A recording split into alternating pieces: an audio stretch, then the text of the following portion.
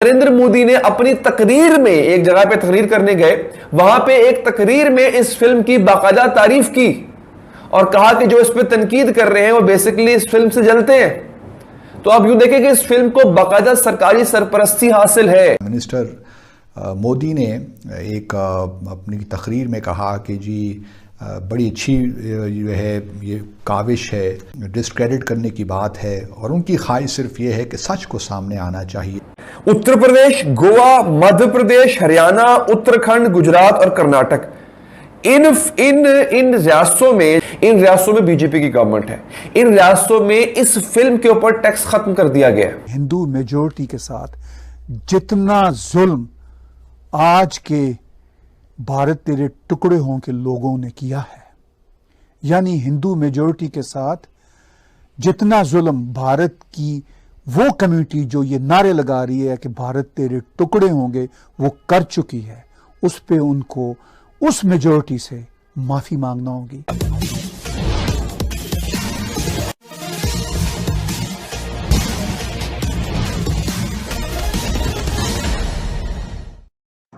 जो लोग भारत तेरे टुकड़े टुकड़े होंगे का नारा दे रहे थे और जो लोग जम्मू कश्मीर का विशेष दर्जा समाप्त किए जाने पर विधवा विलाप कर रहे थे, जो लोग कश्मीर बनेगा पाकिस्तान का ख्वाब देख रहे थे, उन लोगों को जब कश्मीर फाइल्स मूवी ने आईना दिखाया है तब वे अपना काला चेहरा लेकर कहीं छुपते फिर रहे हैं। स्वाभाविक है कि इस कश्मीर फाइल्स मूवी ने जो सत्य दिखाया है उससे टुकड़े टुकड़े गैंग के बाप जो कहीं पाकिस्तान में बैठे हैं उनको और ज़्यादा दर्द हुआ होगा। इसी दर्द और शर्मिंदगी को बयान करती आज पाक मीडिया की परिचर्चा, आइए आप भी सुने। आज जिक्र करने जा रहा हूं एक ऐसी इंडियन मूवी का जो कि एक छोटे बजट की मूवी से शुरू होती है। उसका जो दिन का प्रॉफिट है वो 3-3.5 करोड़ होता है, जो कि भारत के लिहाज से बहुत कम है, क्योंकि भारत में जो हिट मूवीज होती हैं उनका प्रॉफिट स्टार्ट होता है 25-30 करोड़ से। लेकिन नाजरीन, इस मूवी ने देखते ही देखते चंद दिनों में अपने प्रॉफिट को डबल नहीं बल्कि 50 गुना ज्यादा बढ़ा लिया। और वजह क्या बनी? वजह यह बनी कि इस मूवी को, इस फिल्म को बाकायदा सरकारी सरपरस्ती हासिल होना शुरू हो गई। और उसकी वजह यह थी, यानी बीजेपी सरकार की इस मूवी में दिलचस्पी लेने की वजह यह थी कि यह मूवी कश्मीर पे बनाई गई थी, लेकिन कश्मीरी मुसलमानों पर नहीं बनाई गई थी।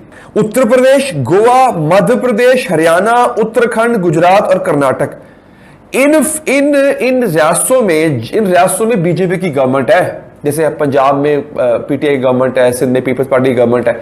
इन रियासतों में बीजेपी की गवर्नमेंट है। इन रियासतों में इस फिल्म के ऊपर टैक्स खत्म कर दिया गया। ये देख, सपोर्ट है ना। इनमें से कई रियासतें ऐसी हैं जहां पे पुलिस वालों को एक दिन की छुट्टी दी गई है कि वो जाकर ये फिल्म देखें। और नरेंद्र मोदी ने अपनी तकरीर में एक जगह पे तकरीर करने गए, वहां पे एक तकरीर में इस फिल्म की बाकायदा तारीफ की और कहा कि जो इस पे तनकीद कर रहे हैं वो बेसिकली इस फिल्म से जलते हैं। तो आप यूं देखें कि इस फिल्म को बाकायदा सरकारी सरपरस्ती हासिल है बीजेपी की गवर्नमेंट की। द कश्मीर फाइल्स पिछले हफ्ते एक फिल्म रिलीज़ हुई जिसकी बड़ी धूम है। न सिर्फ भारत ने बल्कि कुछ ममालिक में भी इसको रिलीज़ किया गया। कल परसों प्राइम मिनिस्टर मोदी ने एक अपनी तकरीर में कहा कि जी बड़ी अच्छी जो है ये काविश है। तो प्राइम मिनिस्टर ने उनको तनकीद का निशाना बनाते हुए कहा कि जी ये डिस्क्रेडिट करने की बात है और उनकी ख्वाहिश सिर्फ ये है कि सच को सामने आना चाहिए। और उन्होंने कहा कि देखिए 1984 में भी इमरजेंसी लगी थी लेकिन अभी तक कोई सही मानों में फ़िल्म नहीं बन सकी ताकि हक़ाइक़ सामने आएँ। और इस फिल्म को, द कश्मीर फाइल्स को रिलीज़ करने से पहले तकरीबन अमेरिका में इसके तकरीबन कुछ 50-60 शोज़ इसको दिखाए गए, प्रीमियर इसके हुए। और यहाँ ये प्रोपेगेंडा इसका बड़ा क्लियर है कि किस तरह कश्मीरी जद्दोजहद को, मुसलमानों को वहाँ पे उनके ख़िलाफ़ प्रोपेगेंडा किया जाए और यही इस फिल्म का बुनियादी मकसद है। लेकिन हुकूमत पाकिस्तान को, हमारा जो एक्सटर्नल पब्लिसिटी विंग है, उनको सोचना चाहिए कि इस तरह हम एक सस्टेन तरीके से कश्मीर की जो जद्दोजहद है उसके असल हक़ाइक़ दुनिया तक लेकर जाएं। लेकिन यहाँ पे ऐसी एपिटाइट लगती ही नहीं है, बदकिस्मती के। यह मूवी 1990 में पेश आने वाले उन वाक़यात बनी है जब कश्मीर में रहने वाले कुछ हिंदू पंडितों पर जुल्म होता है। उनको वहां से बाकायदा निकाला गया और निकलने पे मजबूर किसने किया? जिनको हम मुजाहिद कहते हैं वो इन्हें इस्लामी दहशतगर्द कहते हैं। उन दहशतगर्दों या हमारे नजदीक मुजाहिदों की वजह से वो हिंदू पंडित जो है वहां से जम्मू के इलाके से निकल के इंडिया के दीगर जो इलाके हैं वहां पर बिखर जाने पर मजबूर हो गए थे। तो ये फिल्म इस पर बेस है। लेकिन इस मूवी में यह दिखाया गया कि मुजाहिदीन ने खास तौर पर टारगेट किया था कश्मीर के हिंदू पंडितों को और वहां से फिर वो निकलने पे मजबूर हुए क्योंकि उनको मारा गया था बहुत ज्यादा। तानी उस फिल्म के अंदर, क्योंकि मैंने अभी तक देखी नहीं है, पाकिस्तान में तो रिलीज भी नहीं हो सकती डेफिनेटली, उस फिल्म के अंदर पता नहीं हकायक को क्या तोड़ मरोड़ के पेश किया गया है, मेरी समझ से बाहर है। कैसे क्या किया होगा इन लोगों ने?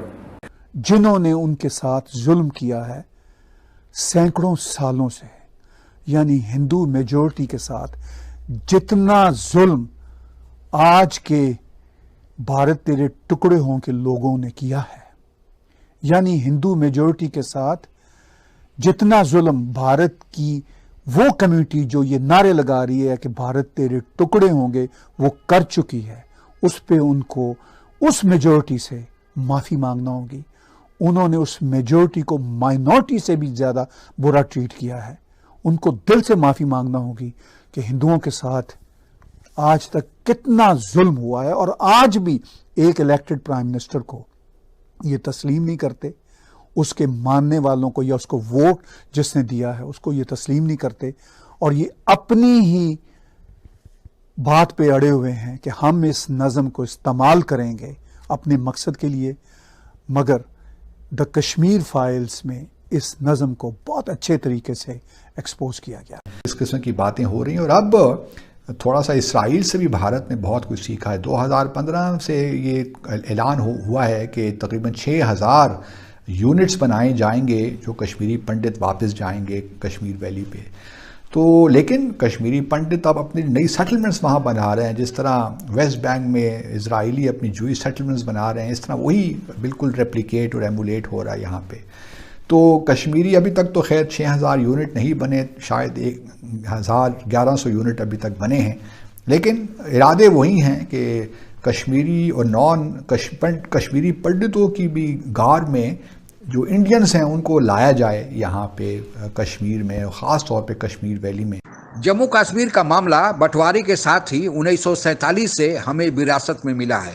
यह पूरा जम्मू कश्मीर पाकिस्तान का हिस्सा बन चुका होता, लेकिन जम्मू कश्मीर के तत्कालीन राजा हरी सिंह को थोड़ा देर से सही होश आया, तब उन्होंने भारत के साथ जम्मू कश्मीर का विलय स्वीकार किया और इस विलय के हो जाने के पश्चात भारतीय सेना कश्मीर पहुंची।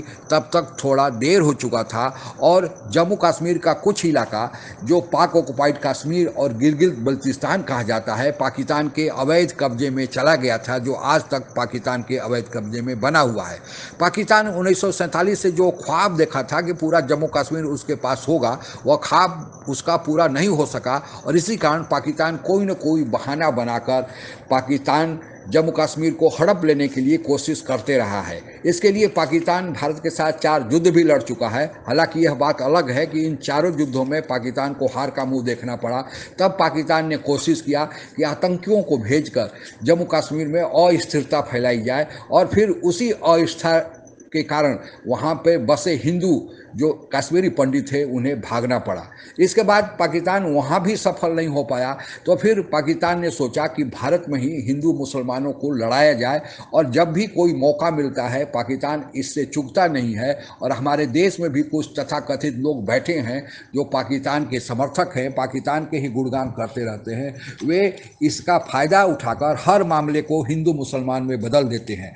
चाहे यूनिफॉर्म सिविल कोड हो या 3 तलाक का मामला हो या फिर काशी विश्वनाथ कॉरिडोर हो या फिर अयोध्या राम मंदिर का मामला हो या फिर यूपी में भू माफियों पर वहाँ पर बैठे गुंडे राज को समाप्त करने की बात हो, हर जगह उन्हें हिंदू मुसलमान दिखाई देता है, हिंदुत्व दिखाई देता है, प्रधानमंत्री मोदी दिखाई देते हैं, जोगी दिखाई देते हैं और फिर वे अपना कार्य शुरू कर देते हैं जो आज टुकड़े टुकड़े गैंग के नाम से जाने जाते हैं। लेकिन उन लोगों को यह याद नहीं आता है कि किन कारणों बस कश्मीरी पंडितों को जम्मू कश्मीर से पलायन करना पड़ा। जम्मू कश्मीर में जो बहुसंख्यक आबादी है जो अपने को अल्पसंख्यक कहती है, उन्होंने किस तरह का व्यवहार किया, जिसके कारण आज कश्मीरी पंडित बेघर होकर बैठे हुए हैं। उनको आज कोई आसरा नहीं है, छोटी मोटी नौकरी करके अपनी ज़िंदगी गुजार रहे हैं। उन्हीं कश्मीरी पंडितों पर हुए अत्याचार की कहानी यह कश्मीरी फाइल्स दिखाता है। भारतीय लोग अब इसके समर्थन में आ रहे हैं। तब अब टुकड़े टुकड़े गैंग को कहीं छुपने की जगह नहीं मिल रही है। वे बिल बिलाते अपना बिल खोज रहे हैं कि कहाँ जाकर छुपे, और इससे भी ज़्यादा परेशानी तकलीफ उनके आका जो कहीं ना कहीं पाकिस्तान में बैठे हैं उनको हो रहा है। और आज की परिचर्चा इस कश्मीर फाइल्स ने जो सत्य का आईना दिखाया है, उनके द्वारा किए गए अत्याचार की बात कही है, तब उनको समझ में आया है कि गलती कहाँ हुई है। यही आज की जो परिचर्चा है उसी सत्य को दर्शा रही है। आज के लिए बस इतना ही। जय हिंद। आप अगर हमसे जुड़ा रहना चाहते हैं तो कृपया मेरे चैनल को सब्सक्राइब करें तथा बेल आइकन भी दबा दें, ताकि नई वीडियो की जानकारी तुरंत आप तक पहुंच जाए। धन्यवाद। जय हिंद।